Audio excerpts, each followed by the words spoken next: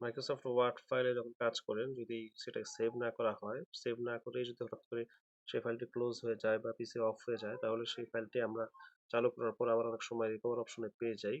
এই যে auto recover হয় সেটা কতক্ষণ পর পর হয় বা এই সময়টাকে আমরা কিভাবে চেঞ্জ করব যে দ্রুত অটো রিকভার হয়ে থাকে, এটা আসলে আমাদের জন্য অনেক উপকারী। আমরা একটু জানবো আজকে যে এই অটো রিকভারি টাইমটা কতক্ষণ পর পর হয়ে থাকে এবং এটা কিভাবে আপডেট করব। সেটার জন্য আমরা প্রথমে এখানে ফাইল অপশনে যাব। ফাইল মেনুতে যাওয়ার পর এখানে অপশন পেয়ে যাব নিচের দিকে।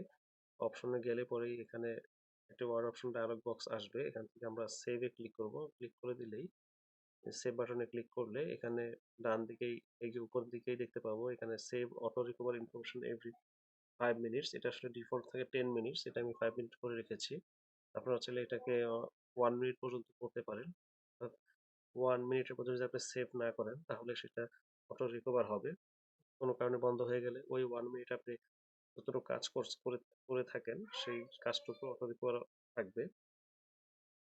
ফাইলটি পুনরায় চালু করার পরে আপনি সেটা পেয়ে যাবেন এই অটো রিকভারির মধ্যে। এখানে আরেকটি দেখতে পাচ্ছেন অটো রিকভার ফাইল লোকেশনও দেওয়া আছে। তো এই ফাইল লোকেশনে গিয়ে আপনি সেই ফাইলটিকে বের করতে পারেন। এটা চাইলে আপনি নিজের পছন্দ মতো চেঞ্জ করতে পারেন এই ব্রাউজ অপশনের মাধ্যমে। আশা করি বুঝতে পেরেছেন।